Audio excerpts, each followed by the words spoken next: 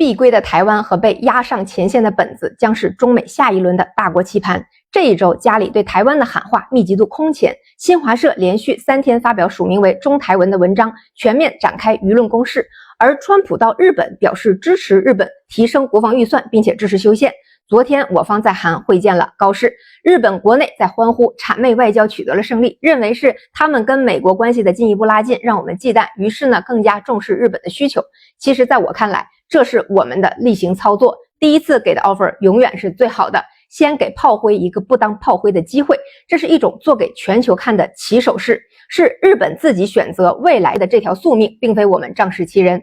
这个事情啊，要从两面来看。在高市一直悬而未决的首相之位落定之前，我们的落子就开始加速了。《沉默的荣耀》是官方背景指导创作的，其热播引发了两岸观众的高度共鸣和赞誉，对吴石、朱峰等烈士的历史性证明可以说是前所未见的。全民对吴石烈士的追思，引发的是对于台海问题真正原点的思考。最开始是为什么分离的呢？一众抗日将领为何在台湾为了祖国统一再次殉难呢？台海之间被刻意制造出的意识形态的分野，真的是可以斩断共同的民族历史文化血脉连接的吗？随后四中全会公报明确提出要推进祖国统一，全国人大常委会首次以法律形式设立台湾光复纪念日。新华社3篇文章的第1篇台湾问题的由来和性质，从历史经纬、法理事实层面确定台湾问题，一来明确其作为中国一部分的属性，二来也将中国人独有的历史家国观念提出来，两岸之间、同胞之间真正的隔阂，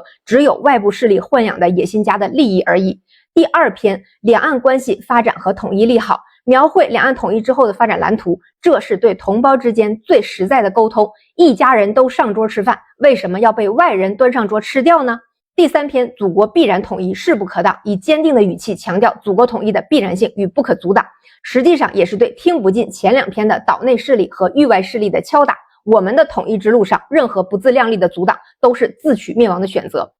文章发布24小时之后，吉林1号卫星发布台湾岛高清卫星影像，从新竹科学园到日月潭再到台北市，阡陌交通屋舍俨然清晰可见。这既是对离家多年的孩子的眉眼的描画，也是技术展示与无声的威慑。几乎同时，川普驾临东京，单手指着天皇，口吻轻佻地表示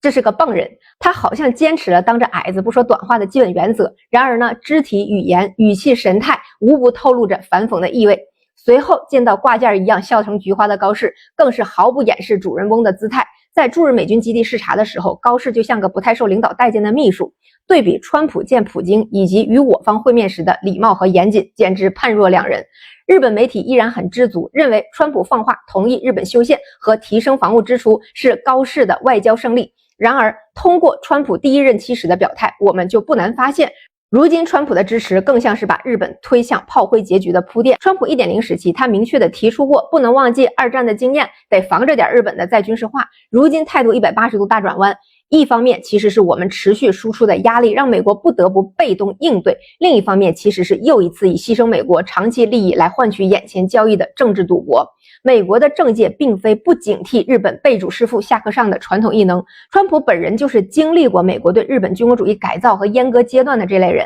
但是美国现在的力量在西太已经岌岌可危了，与其被我们打下神坛，不如把炮灰压上前线，自己回撤。川普点头日本的再军事化，也就意味着大量美国自己的军事资源将在后面几年逐步撤离西太平洋。在我们明确将祖国统一列为战略目标的时点上，鼓励日本再军事化，无异于让其充当炮灰，这样既可以掩护美国本土的战略，又不至于让我们太顺利的茁壮成长。可以说，川普在韩国跟我们友好停战之前，已经开始了对下一轮博弈的铺垫，西太的主导权争夺，而西太的第一步就是台湾。我们统一之日，就是本子的地缘优势变成诅咒之时，届时它就是3个核大国力量交锋的最前沿的交汇点。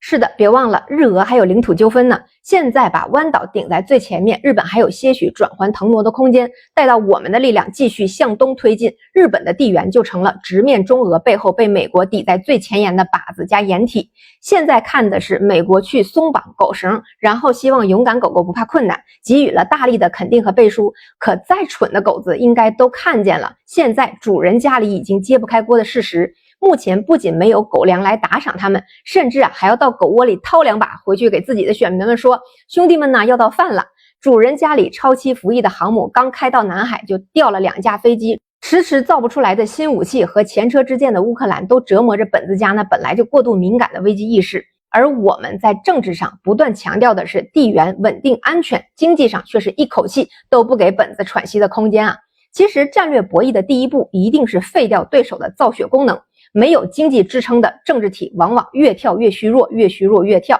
这些年啊，我们的产业升级实际上已经把西方专门留给日韩的产业份额掏空了，从没有客气过。就像荷兰抢安氏，目前最疼的其实是日本。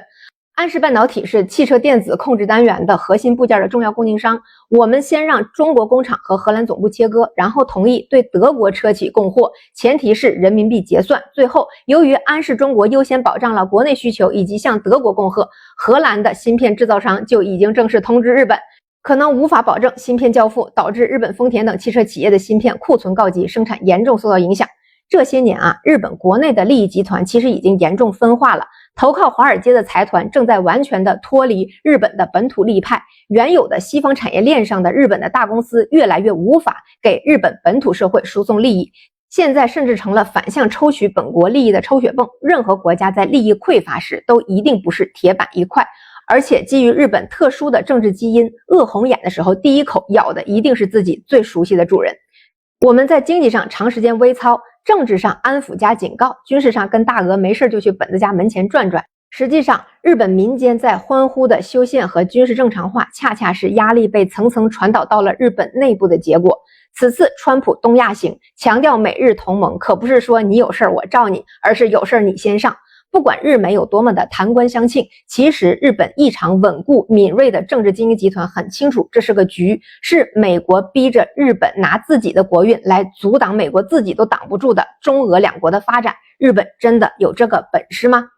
要知道，日本是全球最典型的高龄少子化社会，人口红利在美国多年的大缺大得的压榨之下基本见底。日本的经济是目前全球债务比例第2高的国家，比它高的是前几天还在搞大屠杀的苏丹。2025年，日本的债务占 GDP 的比率为 234%， 在全球排名第2，仅次于苏丹的252%。这种家底儿搞军事化，远不是当年明治维新之后大制造、大消费带来大发展的循环，而是足以危及其内部社会基础保障的国家资源的错配。日本目前是产业上被我们掏，金融上被美国掏，发展军备对民生资源的挤占会比当年的苏联更严重。而且更为关键的是，它的技术和核心零部件从哪里来呢？美国自己都处在军备竞争的劣势里，只能提供次一代的技术给日本，那跟我们就差了2-3个代际了。而且最关键的稀土不是还在我们手里吗？美国政府如今停摆已经创了记录了，本次美国的痛快休战也是彻底无牌可打的必然结果。本子家的政客其实很清楚，自家老大从来没有真正的跟自己相同体量的国家真刀真枪的硬碰硬过，近代以来最大的胜利就是驯服了自己。等着现在的美国给本子输血，无异于是痴人说梦。这局啊还没开，其实就是个死胡同了。其实日本真正的危局并不是我们，而是在中美斗而不破的压力前沿，经济自爆的风险。所以我们最好的策略就是加速这个过程。那经济上加速的方式就是微操，地缘上就是加速统一。可以说落子东南既是目的也是手段。当第一岛链彻底消亡之日，西太平洋地区就没有了美国可以立足的支点，全球地缘将被根本性的改写。